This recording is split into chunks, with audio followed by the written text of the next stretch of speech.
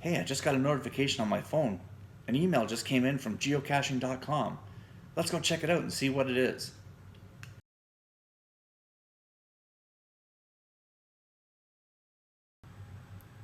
Huh, well, that's weird. It says that somebody has reported that one of my geocaches needs maintenance. Well, now what do I do?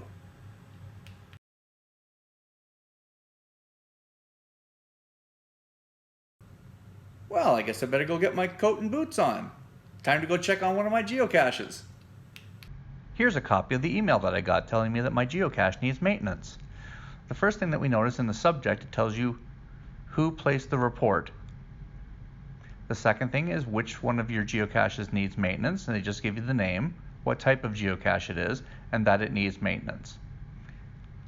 If we scroll down the email a little bit further, we can actually find that there's a link right to our geocache, who made the log, what log type it was, what date they made the log, and where it was. And also, we can read their comments as to what the reason was. Typically in here it would say something like the container was broken, or I think it's missing, or the contents are all soaking wet. Anything of that sort that might prompt somebody that found your geocache, or maybe even didn't find it, to say, I think there might be a problem with your cache, so you might want to go out and take a check on it and make sure everything is okay. At this point I'm going to click on the link, which will take me to my cache page. So as we can see, after clicking on the link, we're brought to our cache page. Same title, and if we look over down here in the area called attributes, we now have this red wrench which says needs maintenance. So for us to be able to take care of that, we need to actually go out into the field, physically check on our geocache, and take care of any problems that we might find with it. Hopefully the things that the person has mentioned are actually accurate, but we should always be prepared for everything. So take a fresh container with you, logbook, any trade items that you're going to be doing. Bring your GPS in case you need to update the coordinates, and be ready for whatever you might experience when you go back to check on your own geocache.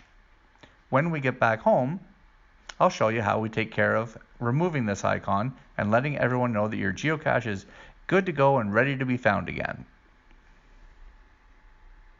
Okay, back at home, and even though it's above 0 degrees out there, it's still a little chilly out there in Niagara today. But, we went and checked on the geocache, made the repairs that were necessary, so now we need to update the website to let everyone know all is good. So, back on our geocaching page, we go over to the top right where it says Log Geocache. And we bring up the next page, and we will have owner maintenance is the very first thing that comes up. So in here, we can actually type what we did.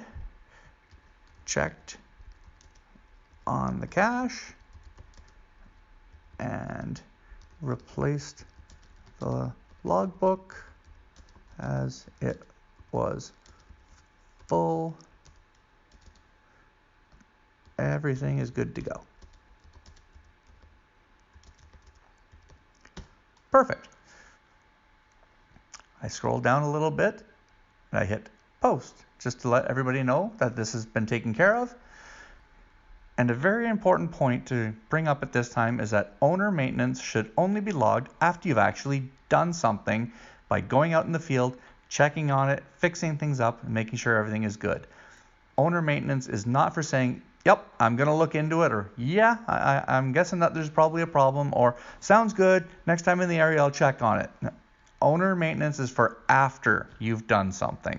If you feel that the maintenance of the cache needs to wait for a little bit, or there's a problem that prevents people from being able to log it properly, instead of logging in owner maintenance, you should go and disable your cache, which is done right here on your cache page. You just click on disable. That will bring up a very similar box that you had before, and now we have disable instead of owner maintenance. Right in there, something to the effect of, I think it's best to take this offline.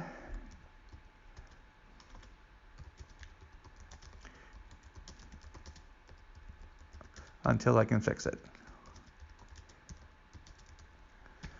And by doing that and then submitting it, it will be disabled. It will not show up in searches on the geocaching app, and anybody who's thinking about going out and finding it in the meantime, maybe they have it on their GPS already saved.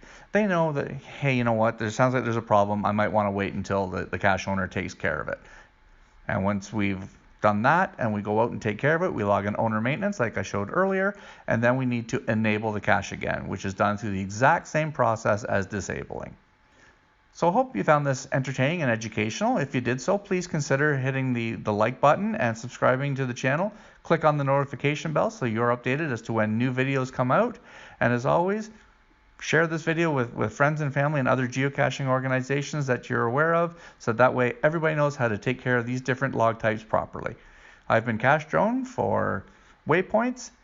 Thanks for watching, and tune in for the next video next time I post one. Thanks so much.